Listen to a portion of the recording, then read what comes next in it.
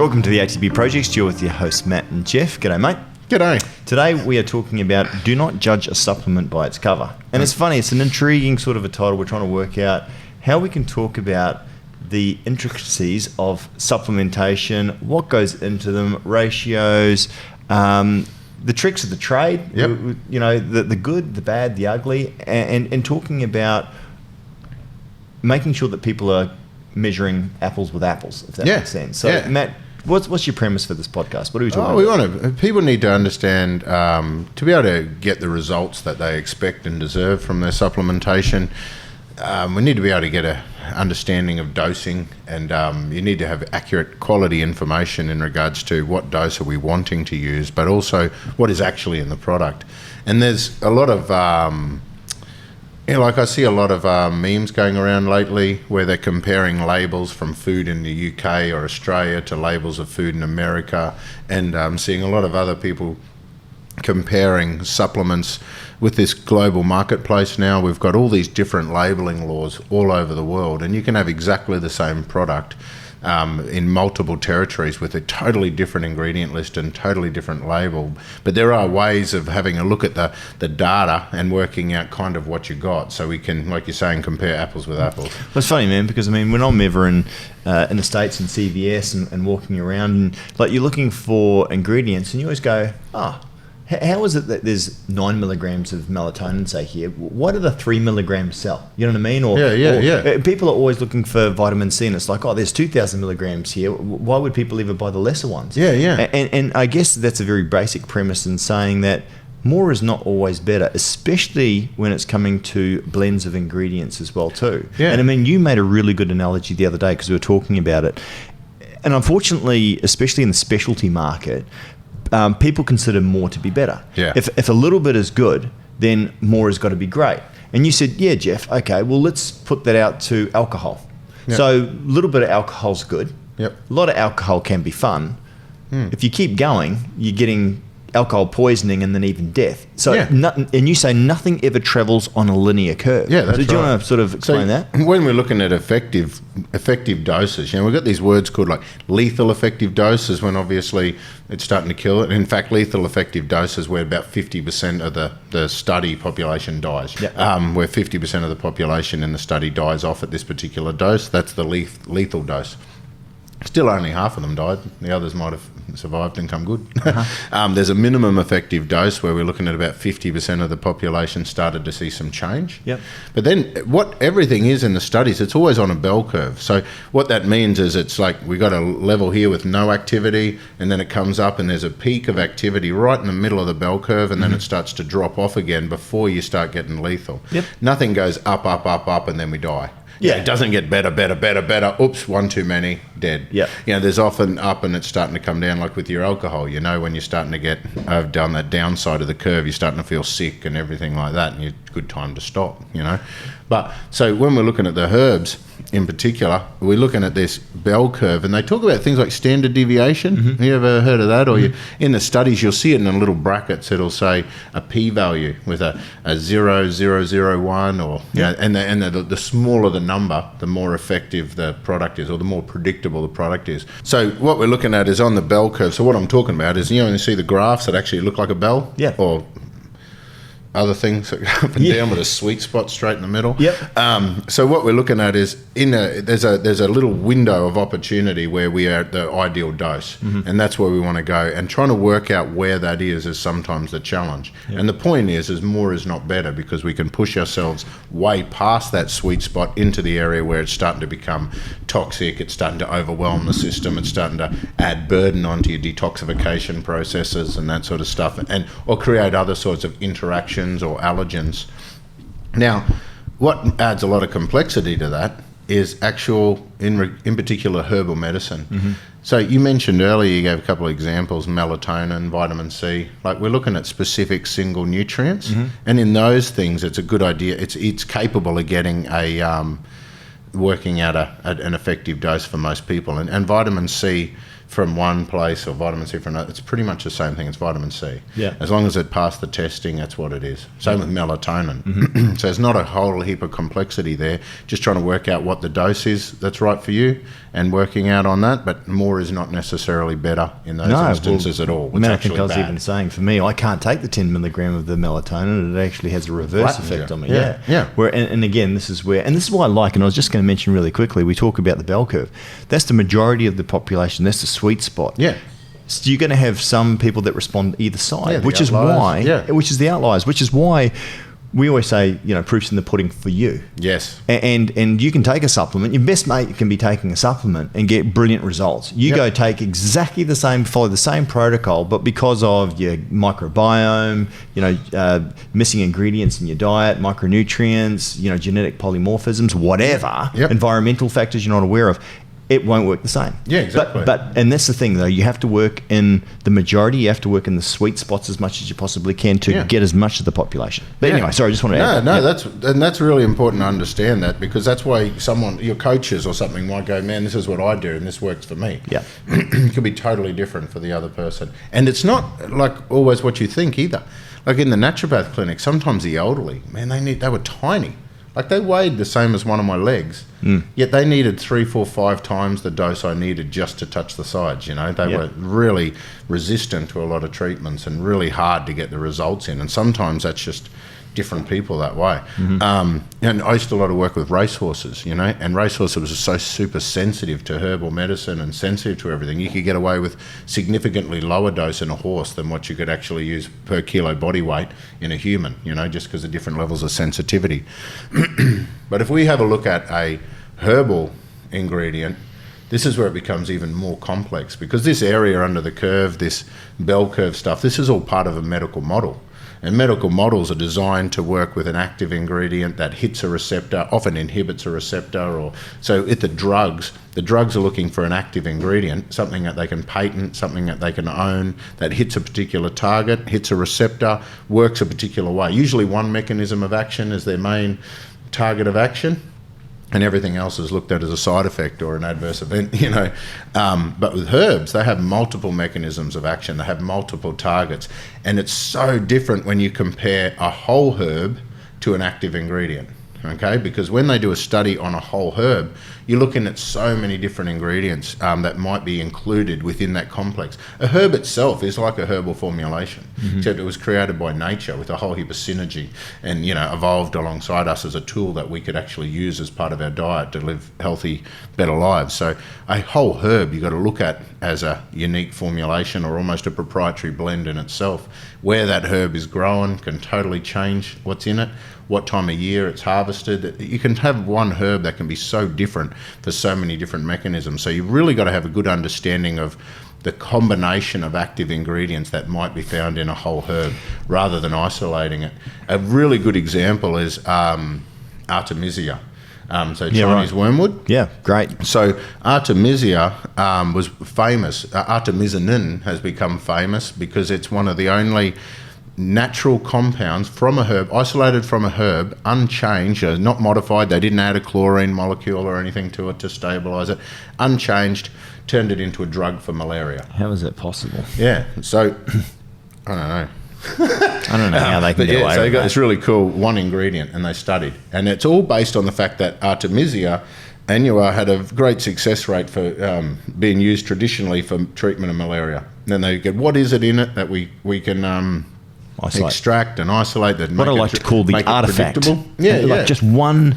Yeah, they'll want to call chemical. it an active ingredient and that sort of stuff, or a pharmaceutical compound, Yeah. But so what they did is they went through and it became famous because it got registered as a drug for malaria really well. New studies, which I have a copy of somewhere in here, new studies actually show that the Artemisia, here we go. Where was this paper here? 2011, so it's not that new. But anyway, whole plant extract versus single compounds for the treatment of malaria, synergy and positive interactions. What they found was the actual artemisinin, when extracted by itself and used in isolation, it wasn't as good as the whole herb. which is really going to screw the pharmaceutical model, because you can't own the whole herb, but you could own a process of extracting that active or delivering that active. So what you'll find is they've actually got evidence now that when you use that one active ingredient, it is effective, as they always believed, but they actually found that malaria is now becoming resistant to it.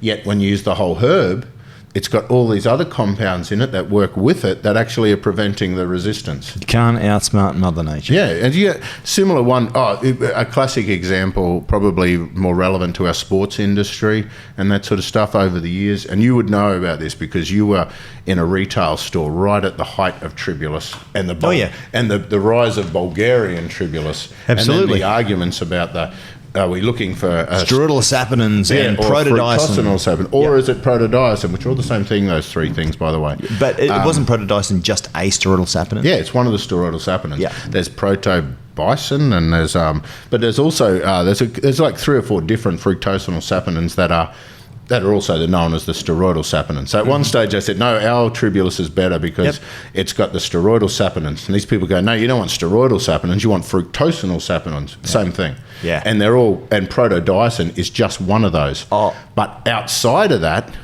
camphorol, rutin, quercetin, and trust me, if you don't have the whole thing, you ain't getting any rutin. I do like that. But no, there was no mention. When I was back in the day, when I was in the supplement store, it was Bulgarian tribulus. That was the one that had been done a lot of studies on. You're right. And looking back at it, I can see what was happening is that companies were looking for a marketing edge. Yeah. So therefore they said, this one seems to be the most. Why? Because it's got very high levels of protodiacin. And I remember it contains steroidal saponins, blah, blah, blah. And then they used to actually isolate the protodiacin like it was the hero compound, and it was if you didn't have, and it had more and more and more and more of the protodiacin, and they were highlighting that this is the strongest, and they were using, this is a 201 extract with 80% protodiacin, and I'm just like going, okay, great. Yeah. And they're still relating it back to the data on the whole herb that showed how amazing it was, and on hormones and libidos and all that sort of stuff. And this was 20 years ago, Matt. But it's got to be protodiacin. Yeah. And so then all of a sudden, now, this is where things can get really weird. Around the same time that you were in the shops reading these labels and talking to people, I was actually going through the outback of Australia trying to harvest caltrop. Yeah. Caltrop is the Australian tribulus, okay? Which it's all Tribulus terrestris. Caltrop in Australia, caltrop, and any farmers out there right now will be like, it's a weed, right? It's a horrible, noxious weed with this stupid burr that gets stuck into everything, and it's a pain in the ass because the burr then gets spread quite easily, and then it just spreads everywhere. And it's like this ground cover that goes really bad, and then when it rains, it just takes off. It just goes a lush green ground cover and just really thrives. Then as soon as it dries out, because it grows in really sandy soil, and so when it dries out, it turns into like this light, pathetic, dry old stick. Now when it's all lush and green, you can pick that stuff up and eat it, and it's like, it's not so bad. The dry sticks, you would never do that because it's so horribly bitter and strong and astringent. The reason why is because once it's after the rain, it's full of water. Once the water's gone and it's all dry, you load it up with active ingredients. Now this is where it gets confusing, because the other thing that people would do for a marketing edge is try to say that my per capsule, the herbs that I have in my capsule is equivalent to like 100 grams of herbs, just for round numbers, So if you see a company that's advertising that you got one capsule is equivalent to 100 grams of this herb, and another company advertising their one capsule is equivalent to 10 grams of herb, like which one do you reckon would be stronger? Well, it depends on the starting material. Yeah, well, this one, it took 100 grams to make this capsule. This one only took 10 grams to make this capsule. So which material's stronger? I know which one was more, but which one was stronger depends on what the level of actives are in the finished product. Well, if you're using a watery mush to start with, you've got to do more refining to get the same level of actives in there. Exactly. So I get that, but the problem is on the label. Weak stuff. So but I never... I'm reading it that's saying, when I see a capsule takes 10 grams of herbs and this other one took 100 grams of herbs, I'm looking at, geez, your material was weak. I know, right? It took a giant truckload of material to make the same. So like... I used to do that, and mate, I used to sell supplements, and I used to do exactly the same thing because I didn't understand. It's not saying that this capsule is equivalent to taking 10 of those capsules. It's actually that it took 10 times the amount of starting material to make the same one product. So you've got to look at the markers of standardization, but this is where marketing and sales can take over from science and that as well, because what happens is it's not always naturopaths doing these formulations. It's not always scientists formulating. Often these formulations are done by marketing, but business people. They want to do a business and they do great marketing, good Google keywords, and they understand what people are looking for. But so too are the raw material suppliers. So if I'm a raw material supplier and I know that you want to label a big dose of protodiacin, for example, on your product, then I can standardize my material to protodiacin. I can then say, it took a heap of material to make that little bit of protodiacin, so I'll give you a massive extraction ratio, something like a 200 to 1. So I can say that you've put in a little bit of herb. Each one of my capsules is equivalent to a massive amount of herb and standardized to a massive amount of this one ingredient. And it doesn't actually exist in nature that way. Like, you can't go and concentrate one active ingredient and somehow not have all the others as well, unless you've just spiked it up with an ingredient. Does that make sense? Well, so what happens is people cheat. They put in an active ingredient and they put in some herb, and maybe that's it. But you don't know unless you get the proper testing done. And this is where it gets quite complicated, because we want to see all of the actives. We want to know that it's resembling nature, so we get that holistic effect. Man, and this comes back as well too, and this is what we're always saying. I mean, like, this sort of information isn't always readily available on the label, and in fact, in some countries now, you can't even talk about this sort of stuff, man. No. I mean, we've obviously faced some of that recently as well too. But what it comes down to is that the proof is in the pudding, and for you. And this is what we were saying before. If you're falling outside of that outlier, you might need more or less depending on what have you. But for the average punter, the proof should be in the product, not in the selling. If you're being sold something and it's not living up to how it's being sold, change. So this is a big thing. So normally in nature, what's a sneaky way of doing it? There's different forms of testing as well. So when you get a herbal compound, you can do different forms of testing. And one form of testing, for example, is TLC. Now, TLC testing will give you a positive or negative for a species identification. Meaning, so pretty broad. Yeah, basically, if the herb is in there at 0.001%, or if it's at 100%, it's positive. Yep. It's there. We've got this herb. So what they do is they do TLC for species identification, and then they'll pick one marker of standardization and say, and it's equivalent to this much herb.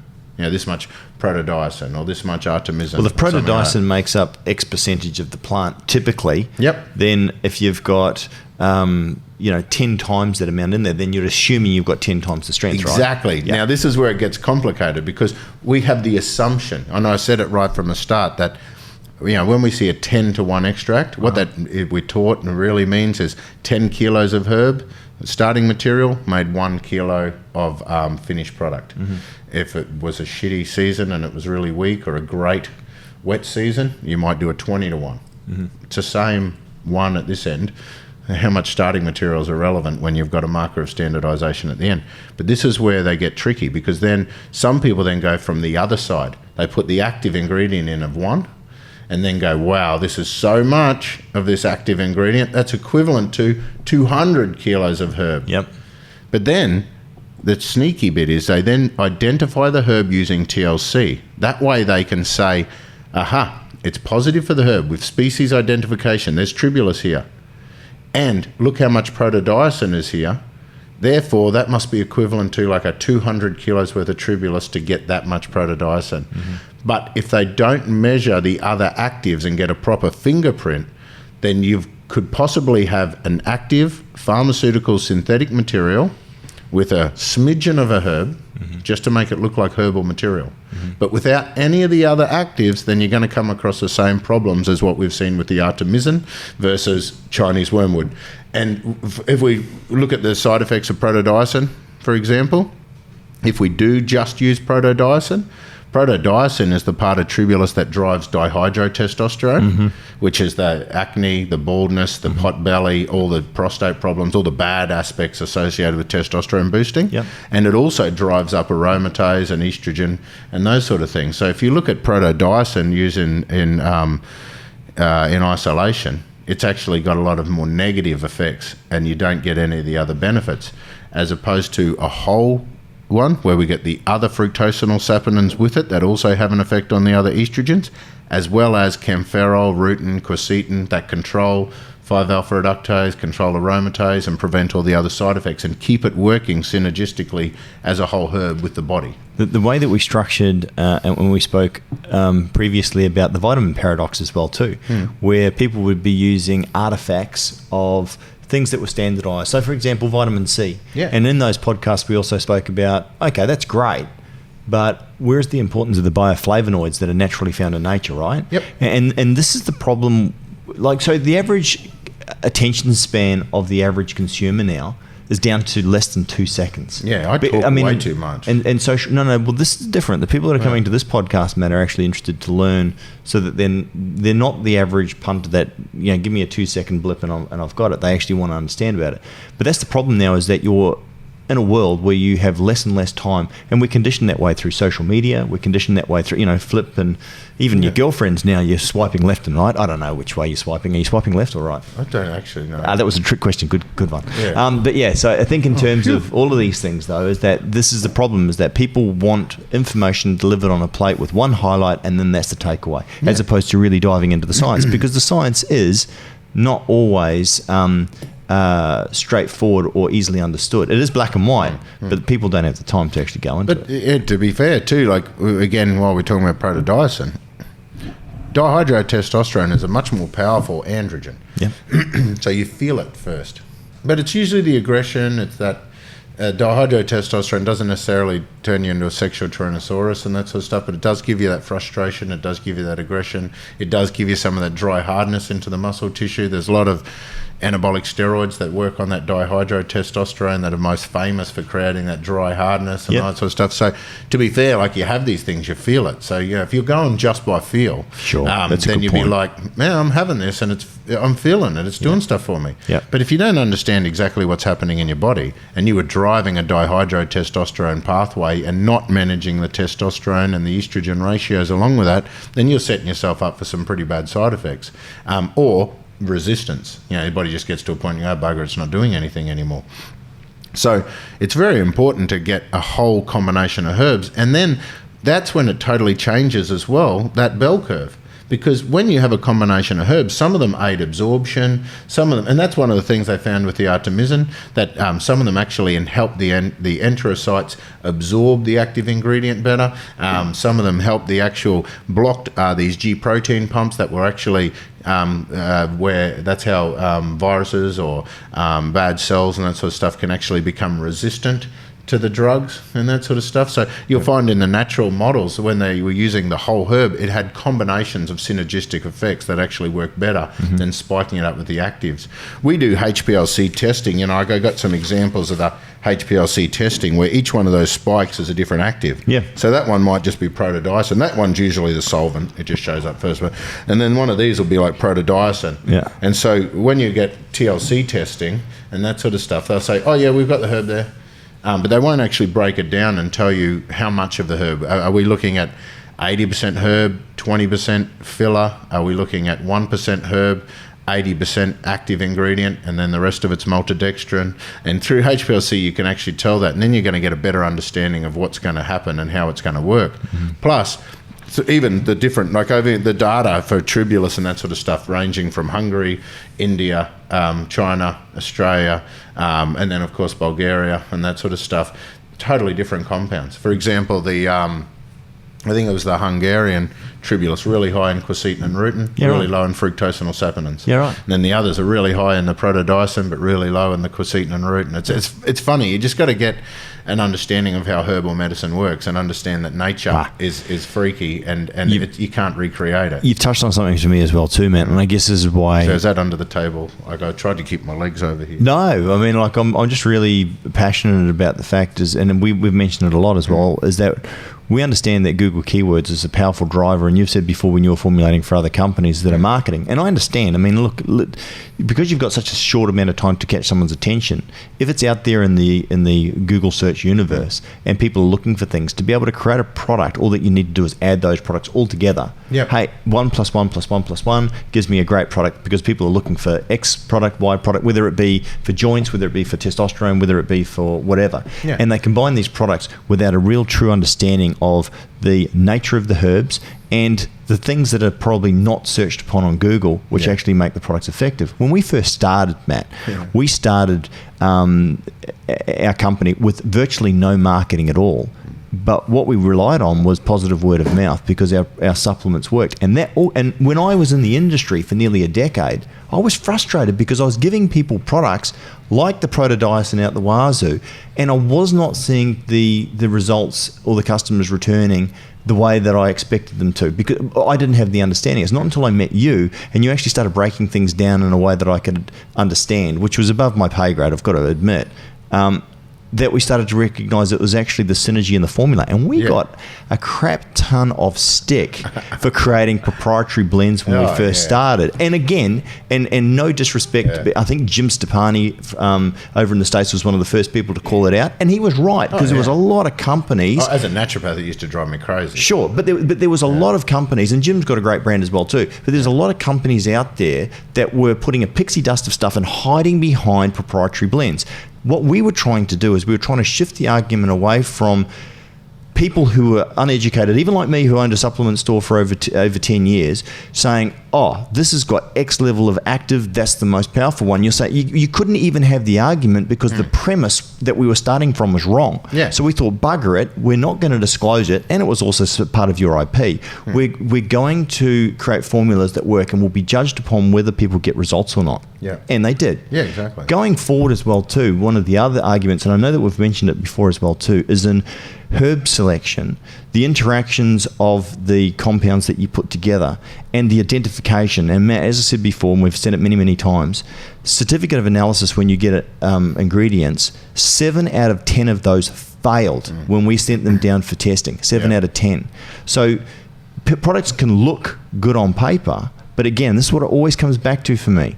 What do the products do for you? Exactly. Are the products working as intended? Are you getting the results from them that you expect to get? Because if you're not, you shouldn't take them. Now, really quickly, 70% of people take multivitamins because they think that they should.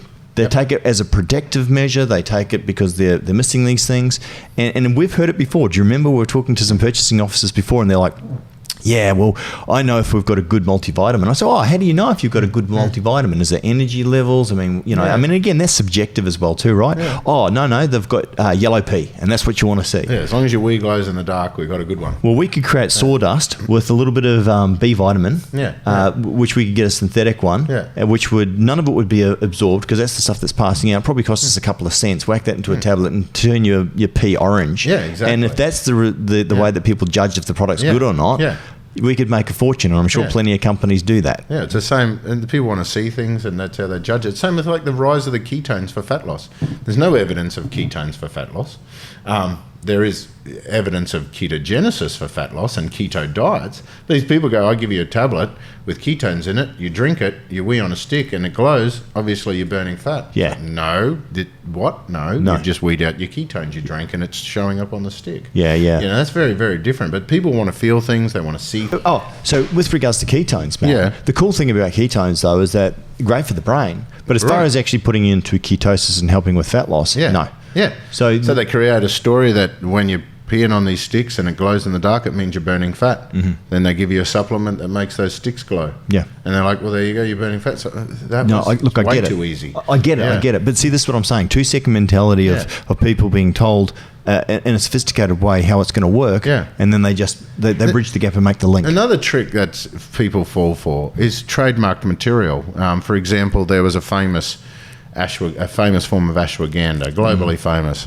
We've never, I don't know if I can say that. No, name. You can't. No. But anyway, it was standardized to one active ingredient, one withanolide. There's a heap of withanolides, and there's also withanosides, and there's a whole heap of other compounds that are part of the ashwagandha matrix that make it work.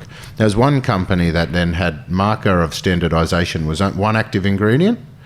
They refused to allow anyone to test their material using HPLC. Yeah. That was their proprietary information. Yeah. So when someone gets bagged someone for saying you're using a proprietary blend, and especially if it's someone that's using a trademark material, that trademark material itself is a proprietary blend, and you're not allowed to test it if you want to use it. You've got to sign all these paperwork to say, I won't ask any questions. So that particular ashwagandha product, that's standardized to these particular ethanolides, ethanolide A, actually only has TLC testing for the species identification. They refuse to let anyone test it to see how much. And when you contact them and ask them why, they'll say, because we guarantee to give you a certain amount of active, and the rest of it is their proprietary information. And then they studied that product with the active. But the problem is if they studied that product initially standardized to that active and it had all the other actives with it, it would have a totally different effect as if they had a bad season, or if they got lazy, or if they got sneaky, or if they got greedy,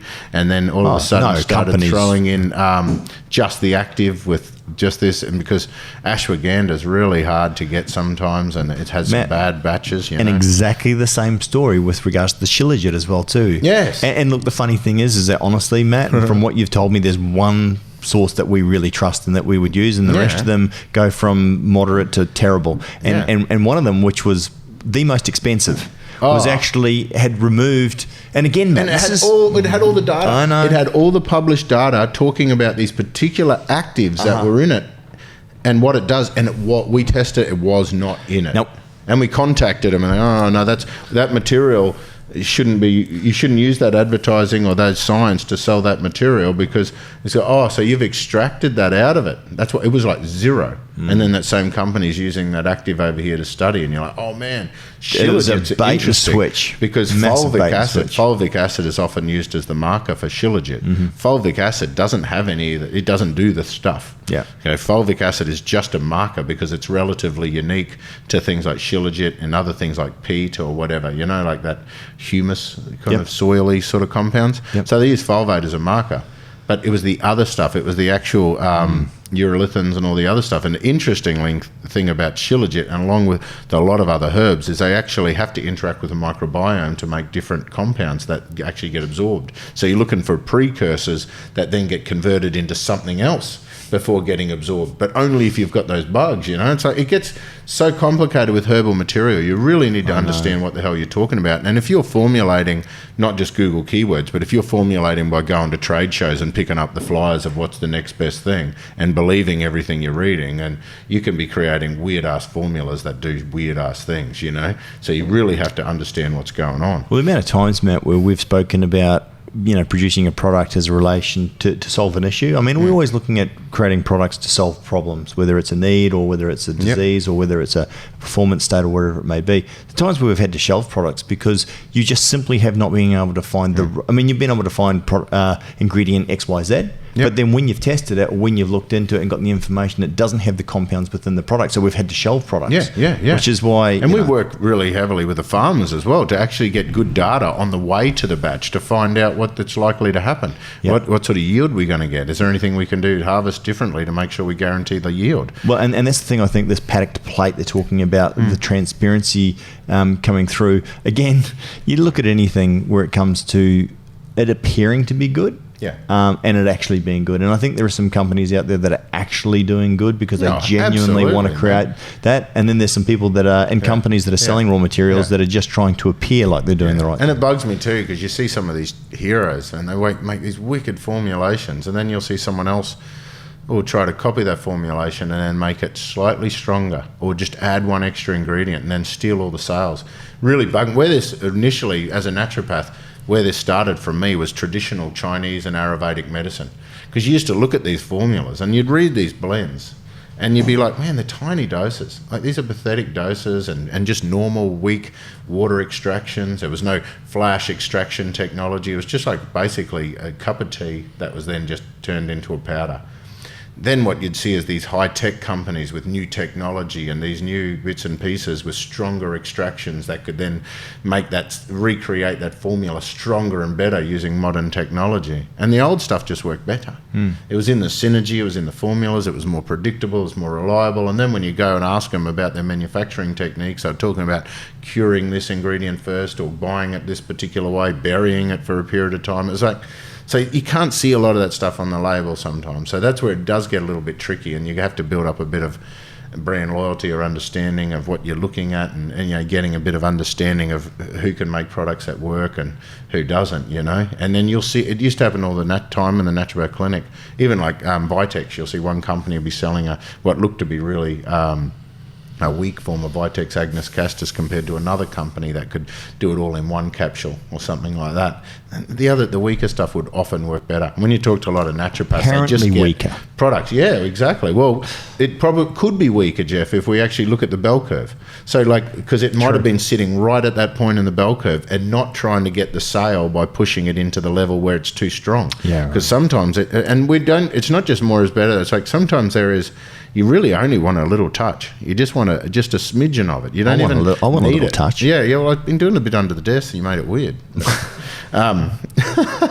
So another trick, man. Another thing that people need to be aware of. So we've talked about things like vitamins and that, and just trying to get the right dose based on science. Those things aren't so much extractions, or they're not so much that, just trying to make sure it's a quality brand that's not lying, for starters, make sure the stuff's there, and then just trying to work out what dose works for you. Then we're looking at things like the herbs are complicated, and herbal formulations are really hard to judge by input amounts and what's written on the label. You've got to go more by how they feel. Then the next one we're looking at would probably be things like minerals. You know, so if we have a look at minerals, like magnesium, for example, is famous. We all know magnesium is great, all right? Does amazing things. So then people will have different forms of magnesium. You know, so we have magnesium citrate, magnesium oxide, magnesium chelate, which is diglycinate, or magnesium gluconate. So all these different forms of magnesium. Now, magnesium oxide, for example, might be 50% magnesium, 50% oxide. Magnesium citrate, however, could be 10% magnesium to 20% magnesium, and the rest is citric acid.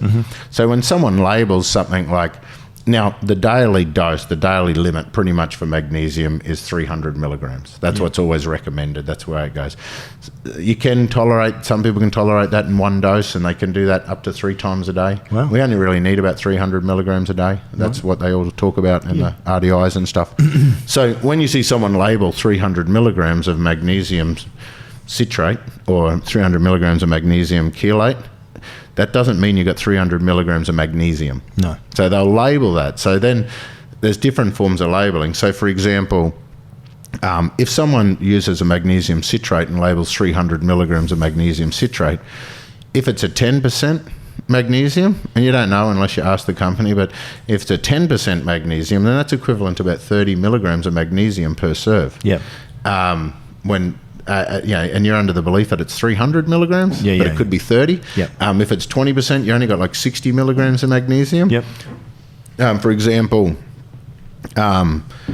it takes about 500 to 600 milligrams of magnesium citrate to give you 100 milligrams of magnesium.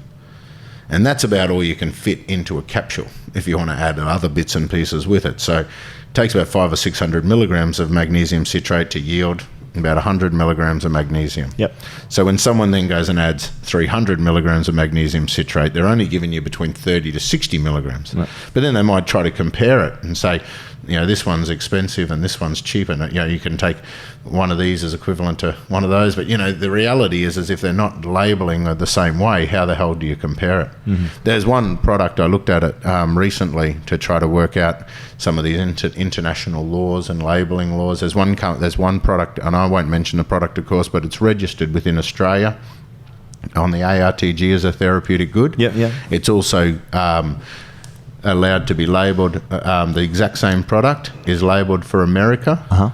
The exact same product that you would never buy the American one, actually, because the Australian one looks so much stronger. Because the labelling laws, they're allowing you to label just the equivalents. So in Australia, the Australian version of this product says it contains 2.25 grams of this herb. The American one says it contains this herb. Right. And then on the back it says 150 milligrams. Because that's the maximum that you can say? No, only 150 milligrams was added. It's exactly the same formula. Right. Just the labelling laws in Australia that allow you to label the equivalents meant the Australians could say contains 2.25 grams, 2,250 milligrams of this herb. Yeah, right. The American one didn't think that was worth talking about. It just says, hey, it contains a herb, just quietly. And then on the back, flip it around, 150 milligrams.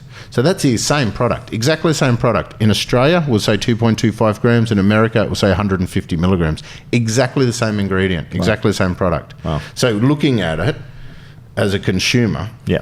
you'd be thinking, one tablet, 2.25 grams. It's like, I got to take 15 of these tablets to get the same as that?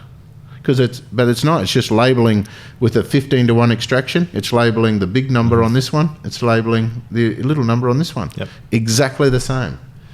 But you know how hard that is for the consumer to go through. And then also too, man, everyone's like a bit tight for cash at the moment. You know, they're trying to spend some money and trying to work out how to best spend your resources. That's when, again, we get easily convinced by someone going, oh, this one's much better value for money, because it's so much, you get more for your buck. Mm-hmm. But if you look at that analogy of that exact same product in two different regions with two different labelling laws, it's exactly the same. Yeah. Anyway, that's that bit. That's that bit. Well, that's that bit. All right. What else, Matt, do you want to talk about? Oh, man, there is so much, but I think we've covered the minerals and how people label it. So when you look at the magnesiums, for example, chelated magnesium's 80% glycine, 20% magnesium. The citrates are mostly citric acid. The oxides and that sort of stuff, they give you the green apple splatters and that sort of stuff are closer, and they're really cheap and really stable and everything. So just got to understand what the mineral is that you want. And then if there's any confusion about the labelling, don't feel bad to ask the company. Just go in and say, so what is it? Is it have you labelled the input amount of magnesium citrate or the elemental amount of magnesium? Yep. And then also you can do some maths. It's easier in a capsule. You can work out how much can fit.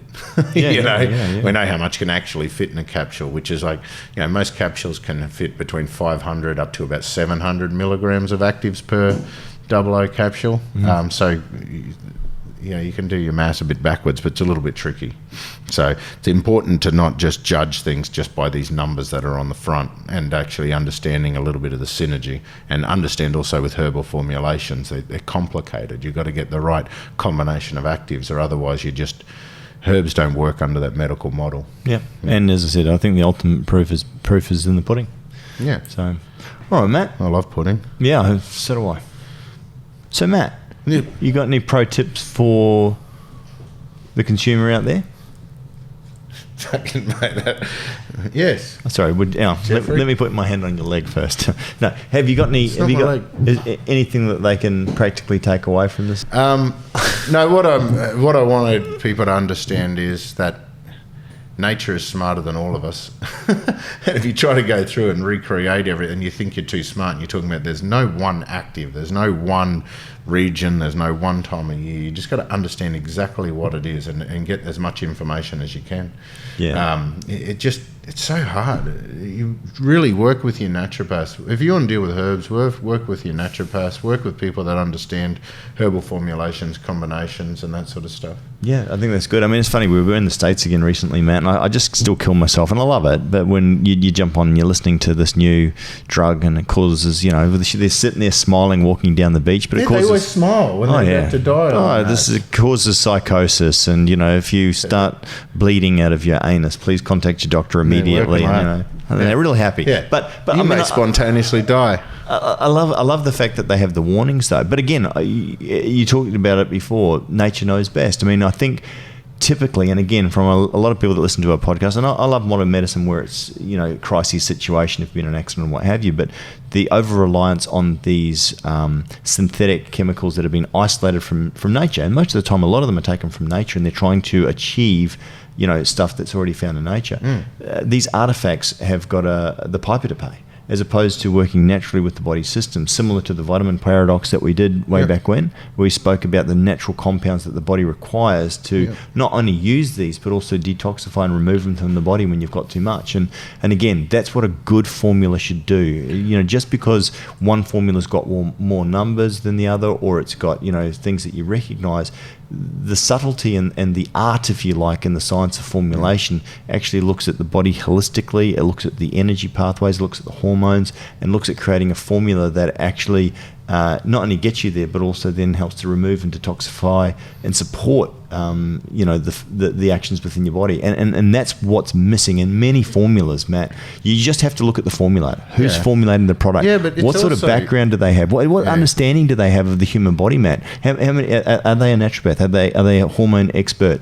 Do they understand? Or a collagen expert or something? Like collagen's one of the biggest ones that's now being totally bastardized because what's happened I've got is a pet hate with collagen. I'll come back to it. No, but the problem is with this, we've got companies that are driving specific research on specific collagen peptides. Like these specific collagen peptides are manufactured under a trade secret process with a particular molecular weight. They got a particular way of making them that only some people know how to do it. And when they're studied, each one of these products has a totally different effect in the body. And that is totally exclusive to the amino acid profile of collagen. Now, we're not talking about hydrolyzed collagen in the form of just break it down to amino acids. We're talking about specific effects of peptides. Now, the weird thing about that is companies now are then using that research to sell something totally different.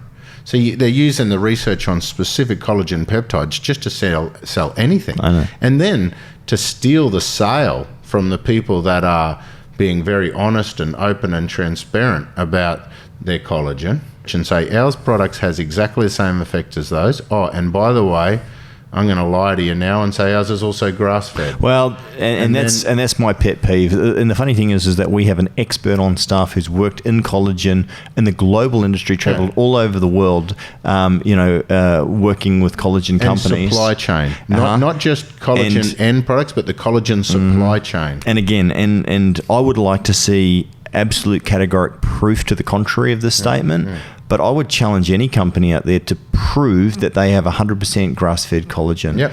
And again, why is that the premise is completely thrown off.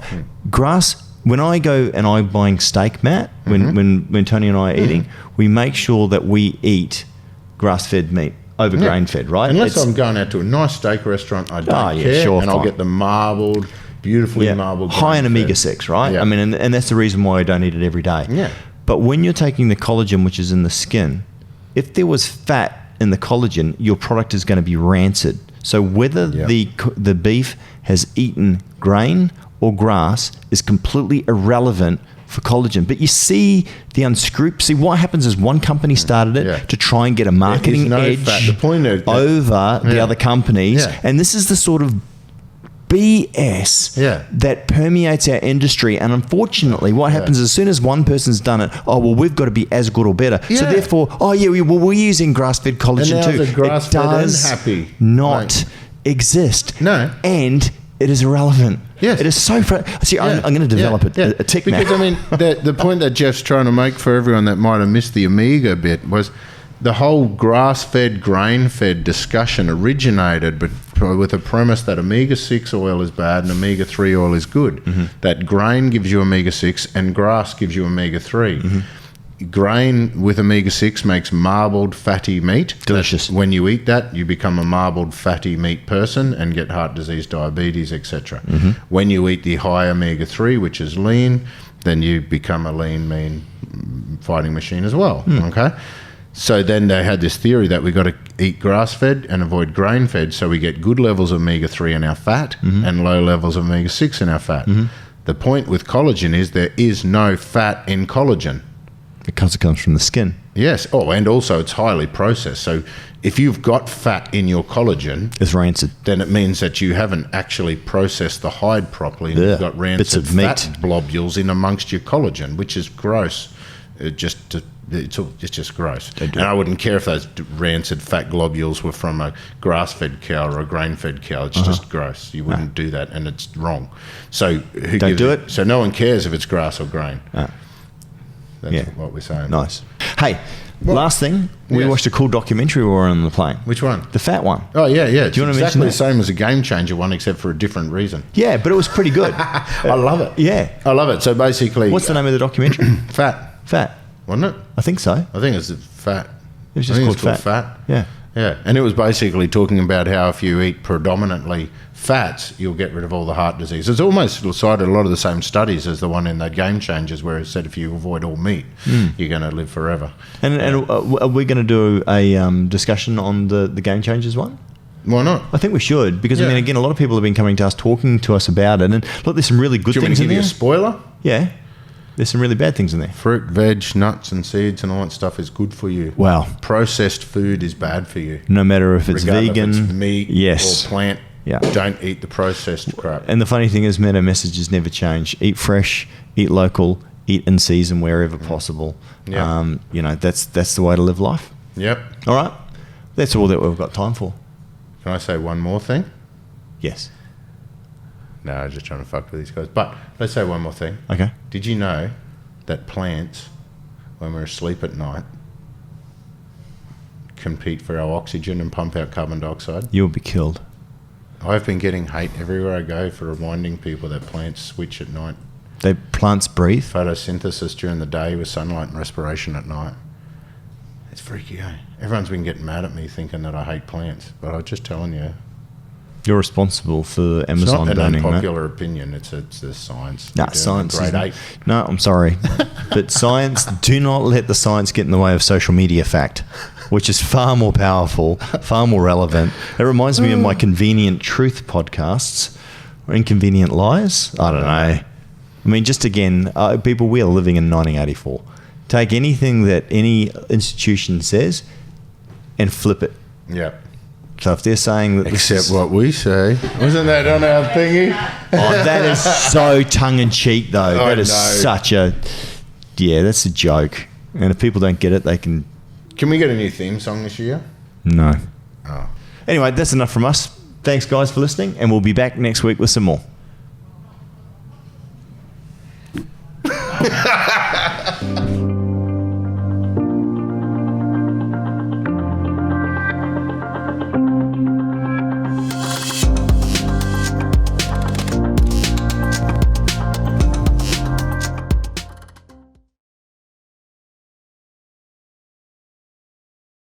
Totally real, dude. This is my girlfriend. Yeah, my girlfriend totally real. And I watch the football. Oh, no, guys.